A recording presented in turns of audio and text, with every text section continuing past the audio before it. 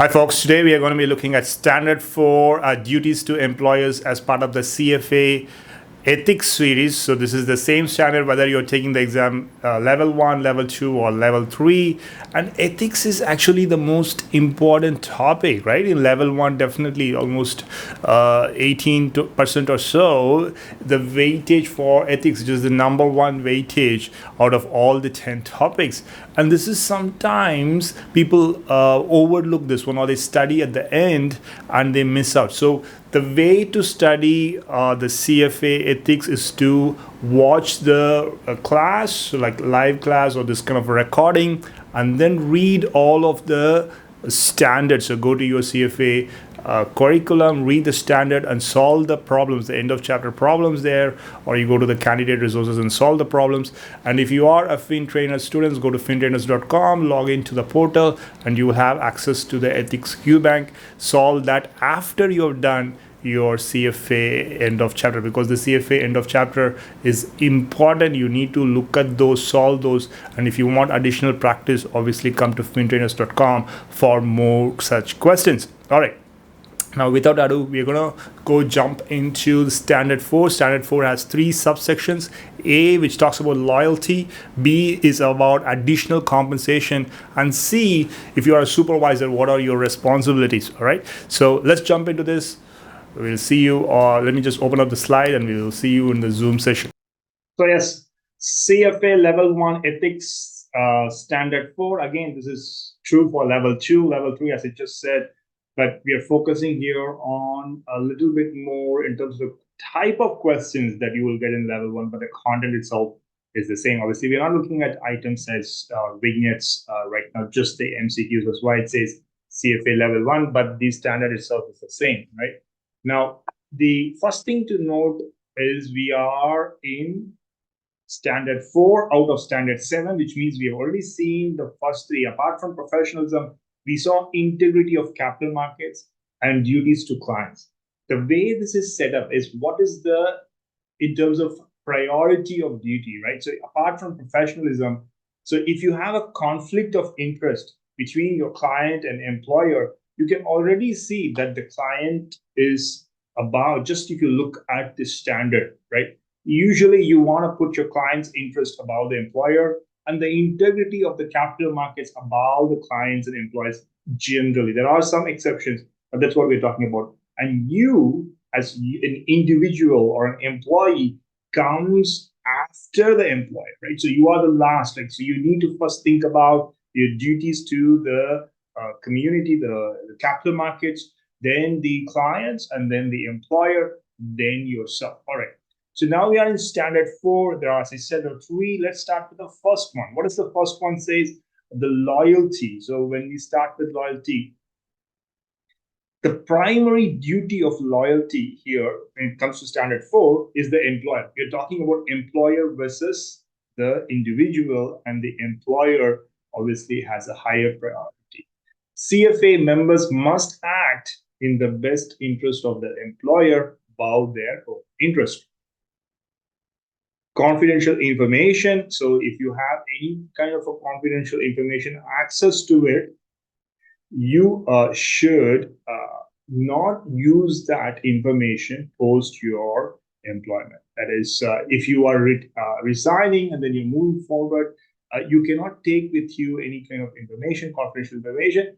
Obviously, it's not like we are trying to say that whatever skill you have learned during the employment you can't use. But we're talking about theft or stealing data about potential clients that you can use, or some of the technical know-how. You're downloading some documents or sending it to your email. Those are prohibited. When it comes to the employee's assets, they should not misuse it unnecessary. Even like you think of something as it is not a big issue, like printing or copying your some documents for your personal use. Again, that is not a professional way to conduct yourself, and also you are putting yourself above the employer. And more seriously, this relates to your intellectual property and client list, as we just talked about earlier. And you should avoid getting into situation where you're going to have conflict of interest. So maybe you're taking on some other kind of employment, even unpaid voluntary employment, but make sure there is no conflict of interest with your employer. Right? So first thing, loyalty standard 4A. So let's look at one example. Before that, maybe a little bit more explanation and go look at an example here. Standard 4 emphasizes the importance of being loyal to your employers.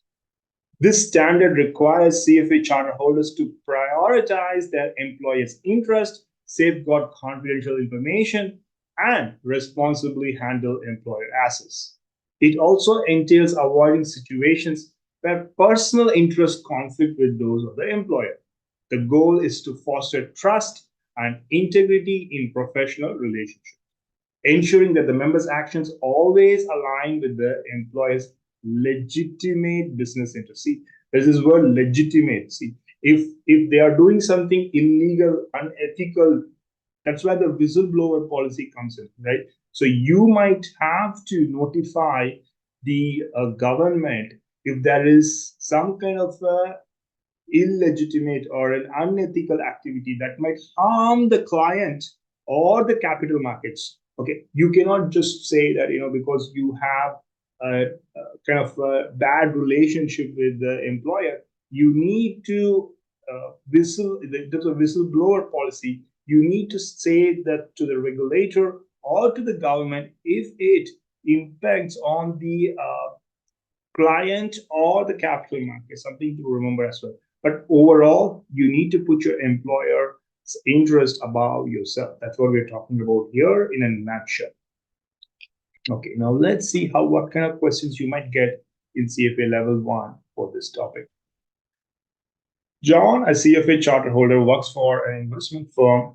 He has been offered a more senior position at a competing firm. Before accepting the offer, John starts transferring some of his best investment strategies and client lists to his personal computer. He plans to use these resources at his new job to gain a quick start. Which of the following is most accurate regarding John's actions? See, you don't even have to look at the choices. Is this a violation? Because your choices are going to be he violated, he didn't violate, or he violated a certain clause certain standard, right? So here, did he violate loyalty to employers? Absolutely. John is taking resources that are confidential in nature, client list, investment strategies, and he's taking it in his personal computer to use in his next employment. Absolutely a violation, right? Anyway, let's look at the choices and let's see the right answer. So there are 4 choices given here. Choice A, John's actions are acceptable as he has developed these strategies himself and the client list is part of his professional network. Okay, let's see. See, if he has developed these strategies himself, that's fine. Then he can employ it later on. But he can't download these strategies. See, if you have something in memory, the employer cannot erase it, right? You gain some skill. You know how to run a fund. You know how to do research on a stock. So that skill, they cannot take it away. But you can't download the structure of the research, such as what is the template, how do you write the research, what are any quant model you have developed. Downloading those are proprietary information of your employer. You can't take that. So that is the violation. Even though he has developed that model, he has developed that strategy, he can't take that model. Choice B. John's actions are acceptable provided he doesn't use the client list at his new job until after his resignation. No, you cannot take with you the client list. If you remember some names, yeah, okay, maybe you meet them, you talk to them, that's fine. But you can't download and take that client list with you. That's a clear violation. John's actions are a violation of standard 4A loyalty as he is misusing company resources and confidential information. Seems good to me. All right, choice D. John's actions are permissible only if he has informed XYZ Asset Management about his job change and they have granted permission. So what he say here they're saying is John's actions are permissible if they have told if he has informed the company about the job change and they have granted permission. So this is a little tricky. So if you think about choice C and D, choice C is basically saying it is a violation. Choice D is saying, okay, what if he has gotten a permission? See, even in the case of choice D, uh, this is incorrect because just informing of the job change doesn't justify the transfer of confidential information because in the future, anyone, so, there could have been some approval by his or her supervisor, and that person might leave as well. We saw this happen recently in India. I mean, it is not on the investment management side. There has been quite a bit of back and forth between some of the IT majors, right? So Wipro, Infosys have been talking about how CTS has taken some of their clients, or I mean the top employees who are talking to their clients, etc. And so that, always you up for litigation later on, and just like from an ethical standpoint, this is a proprietary confidential information of the company. And think about it, like in the future, that supervisor who might have approved this orally or even in written could also be moving to this form. And there is a whole bunch of issues that could arise with it. So it's a confidential information, proprietary information, can't take it. Simple. So choice C, but I know a lot of people, a lot of my students had chosen choice D. So I understand why, but in this case, it's kind of, once you think about it, you can see how choice C, it's a clear violation. Let me go back to the question. Choice C is a clear violation of standard 4A. Informing about the job change, etc., doesn't change that.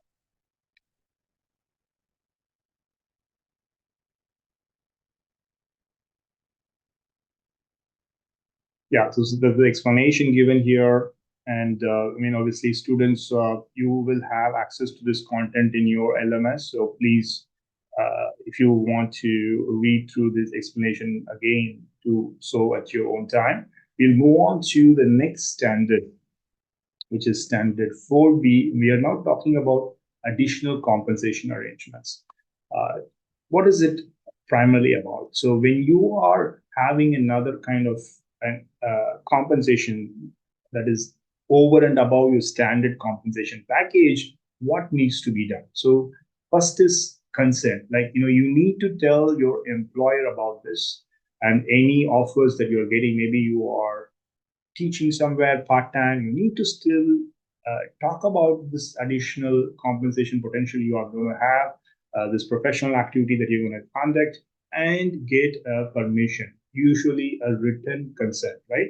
You need to get this in writing that you are going to be working or volunteering, whatever it is, and maybe there is some kind of a compensation, additional compensation. It might be also something from the client. Like the client might say, he or she did a good job. I'm going to give an incentive on top of what you're paying him. In that case, you need to notify the company that the client wants to pay me this additional compensation. And try to be aware of the conflict of interest between yourself and the employer whenever these kind of additional compensation comes in. And what is this additional compensation? It's not necessarily cash or payments in terms of monetary payments, but it could be some gifts. It could be even a lavish dinner, lunch, any other benefits. Access to this guest house that the client has. All of those are additional compensation, and you need to ensure that you are getting permission or consent from your employer before you get into any of those and you receive that additional compensation. Bit of explanation about this. The standard 4B addresses the ethical handling of situations that CFA members and candidates. See, when we say members, it also applies to candidates, right? If you're registered for the exam, this applies to you. Or offered additional compensation beyond their regular job salary. This standard ensures that members avoid conflict of interest that might arise from accepting such compensation. By requiring full disclosure and written consent from employers, the standard seeks to maintain transparency and loyalty to the employer's interest. So we are being cautious about accepting gifts, any kind of benefit from clients that could influence your professional judgment, right? Or you create a conflict of interest. So you need to be fully 100% loyal to the employer, not get swayed by any of these additional benefits or gifts. Lisa, a CFA charter holder, works as a professional manager at DEF Investment Management. One of our clients, who is very pleased with the performance of the portfolio, offers Lisa a luxury vacation package as a token of appreciation. Lisa has not discussed this with her employer yet. What should Lisa do in accordance with standard 4B? Okay. Luxury vacations, obviously it is any kind of, when you think about a private charter plane, luxury vacation, game tickets to NFL game, all these are going to be something of value, and you need to let your employer know. So, right. So let's see the choices first, and then we will look at the explanation, or the answer in the explanation. First one is accept the gift, as it's a personal token of appreciation from the client and doesn't affect the professional decisions. Interesting, right? Sure, it is a form of appreciation, but how can we say whether it affects or doesn't affect? We shouldn't even have that kind of a perception that someone has taken extra additional compensation without informing and getting approval. Right? So that one doesn't seem right. B, decline the gift as accepting any form of additional compensation without employer consent is prohibited. Okay. Yeah, without employer consent, it is prohibited. So that seems okay. Accept the gift, but ensure to report it to DEF Investment Management as soon as possible. Obtain written consent from our employer before accepting the gift. So choice D seems okay as well, right? Choice C is after the fact. Like, see, if you can't avoid it, there are certain scenarios where you might not legitimately not be able to avoid it. Let's say I've gone to meet a client, and the client is saying, let's have lunch. When you've gone to a client's place, you have to eat. And instead of just having at the nearby restaurant, he or she takes you to a five-star restaurant, lavish spread, all of that, right? And so it's like $1,000 steak, whatever, right? So something like that happens. You don't have control. They have taken you to a luncheon or a dinner, and it's already, the spread is there. You have to eat at the time, and you're eaten. In that scenario, okay, you disclose that in the report to the employer. But in this scenario, before accepting this luxury vacation, I'm sure that it's possible to report it before that. So choice C doesn't seem right. The question is about B or D, whether we should never accept gifts. That is not true. We can accept gift. The point is about getting consent and return prior approval, right? And if we are able to do that, it is fine, and that is what choice D says. Okay. Option A is incorrect because accepting the gift without employer consent is a conflict of interest. Option B is incorrect as it is too absolute. We say, like, we can never get any gifts. CFA Institute standard allows for the acceptance of additional compensation, but with proper disclosure and consent. Option C is incorrect because Lisa should obtain consent prior to accepting the gift, not after. There are very few cases where you can't get a pre-clearance. There are some cases, but very few of them. And this is definitely something you can get pre-clearance for. Reporting the gift after acceptance does not mitigate the potential conflict of interest. So option D is the right one. Moving on to the last standard in standard 4C is the responsibilities of supervisors. See, we talked about employees, but then the employer also has some responsibility in terms of creating right compensation structure, incentivizing people not to get into some kind of illegal, unethical compensation arrangements, right? And the employer has to ensure the supervisors are trained. A lot of training is happening, and the supervisors have a lot of responsibility. So this is very important, and there is, if it's your shop and something goes wrong, as a supervisor, you need to take blame, right? That is how, it's an old school philosophy, and we're just applying it here in the investment world. If there is an issue and you didn't put in place proper practice, it's your fault. You can't blame just that, like, new employee, if you haven't been doing proper supervisory work, right? So what is your responsibility as a supervisor, as a manager? Ensure compliance with applicable laws, rules, regulations, and ethical standards in the work area. And you have to actively work to prevent and detect any violation by your subordinates. Implement a system of effective and reasonable supervision. Reasonable means, like, don't be micromanaging, be looking at their work every time. You need to have effective and at the same time not super intrusive way of supervision and control. Respond to violation. If you know about something, if you hear about something, you see something, make sure you act on it. Right? That's what the last one is about. Standard 4C emphasizes the critical role of supervisors in enforcing compliance and ethical conduct. It requires members in supervisory positions to take an active role in preventing and detecting any violation of laws or ethical standards. It's not sufficient to merely have policies, but supervisors are understood to make sure they are followed, implemented, etc. They have to be proactive. That's what we're talking. All right, let's look at a question on this topic. Mark is a CFA charter holder and the head of the trading department at a security company. He recently implemented a new compliance to monitor the trading activities. However, he overheard one of his employee allies, Alice is engaging in front running the client orders. That is, she is placing orders for herself or for her own clients before the regular clients or the other clients. So Mark is very busy with other stuff. He's tied up, and he decides not to investigate further, right? And believes that the compliance system will take care, the new one that is implemented will take care, and he doesn't investigate further.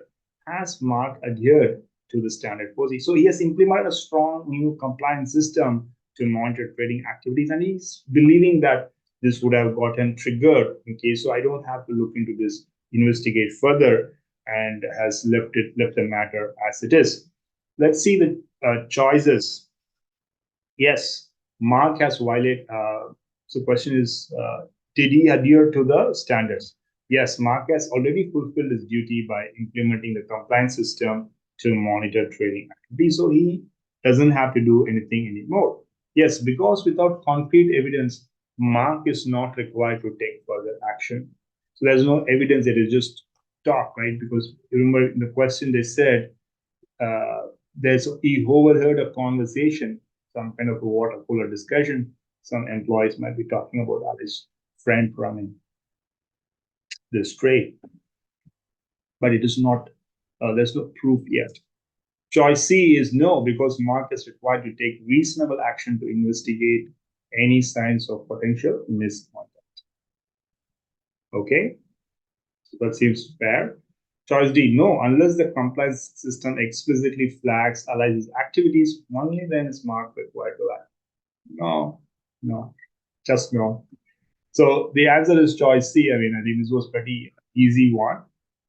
It makes sense, right? So you cannot just rely on the compliance system. So choice A and choice D doesn't make sense. And it's not that you have to be proactive. It's not only after you see evidence that you go investigate.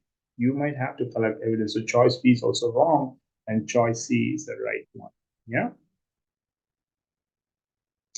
See, option B is important. See, even without concrete evidence, supervisors are expected to be vigilant and responsive to any signs of potential unethical behavior. All right, so that wraps up our discussion on Standard 4 ethics for CFA. So any other questions? Let me know, and we will go back, come out of this screen share here. Okay, hope you found that useful. Now, what you want to do is right after watching this video, read the standard 4. I think it's around 20 pages or so in the curriculum. Read all of that blue boxes and solve some practice problems. And for review, come to fintrainers.com or whichever prep provider you're using and solve some additional questions related to standard 4. All the very best with your prep.